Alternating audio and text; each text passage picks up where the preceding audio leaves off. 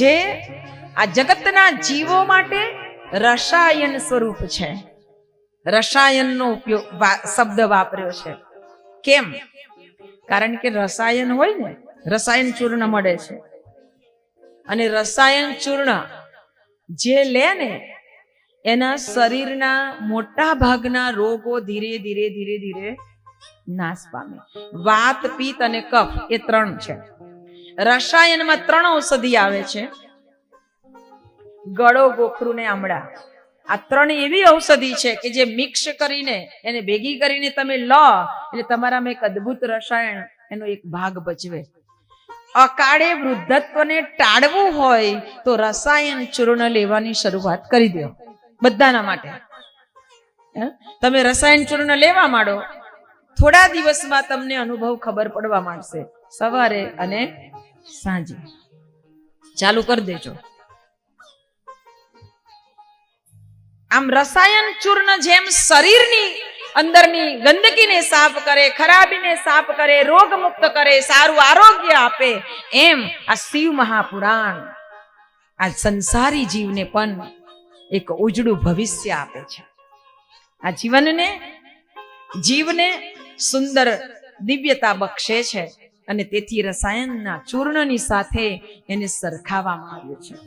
રસાયણ ચૂર્ણથી વાત, પિત્ત અને કફ એ 3 સમ થાય, અને આ 3 સમ થાય ને તો શરીરનું બેલેન્સ બરાબર રહે, એની પ્રકૃતિ ધીરે ધીરે વ્યવસ્થિત બનવા લાગે. આ રસાયણ ચૂર્ણનો આ મોટો ગુણ છે.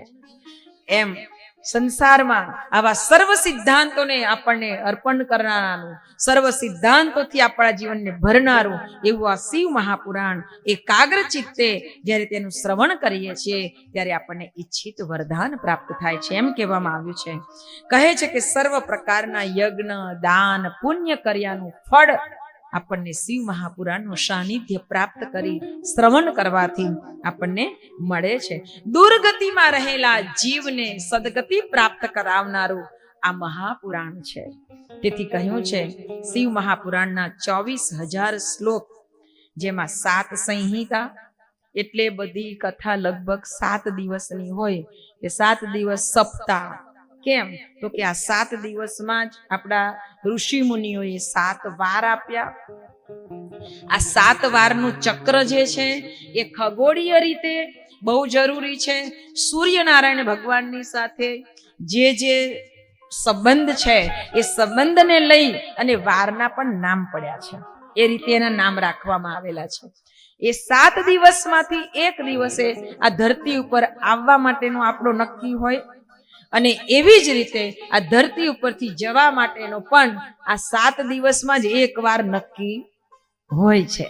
એટલે કે 7 દિવસ કથા બહુ પ્રેમથી શ્રવણ કરો તો કયા દિવસે આપણે જવાનું છે નક્કી નથી.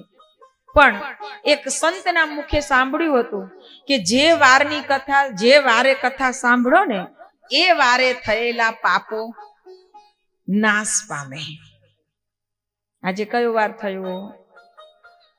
ગુરુવારે કરેલા બધા પાપો આજે નાશ પામશે, કારણ કે આપણે ગુરુવારે ભગવાન દેવાધિદેવ મહાદેવ આદિ ગુરુ ભગવાન શિવની કથામાં બેઠા છીએ, એના સાનિધ્યમાં બેઠા છીએ. પછી શુક્રવાર તમે કહો કે આજે જઈ આવું, કાલે જ નક્કી નહીં, તો શુક્રવારનું પાપ કઈ જશે?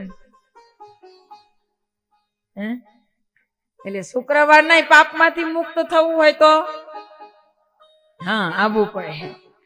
પછી શનિવાર, રવિવાર, સોમવાર, એકેય વાર આપણે મિસ કરવાનો નહીં. એટલે 7 વાર કથા શ્રવણ કરો તો 7 વાર કદાચ આપણાથી કાંઈ થઈ ગયું આમ તેમ, તો એ બધામાંથી ભગવાન આપણને પણ કહ્યું છે મન લગાવીને બ્રહ્મતુલ્ય એવું ઉત્કૃષ્ટ ગતિ આપનારા મહાપુરાણનું શ્રવણ મન લગાવીને કરવું જોઈએ.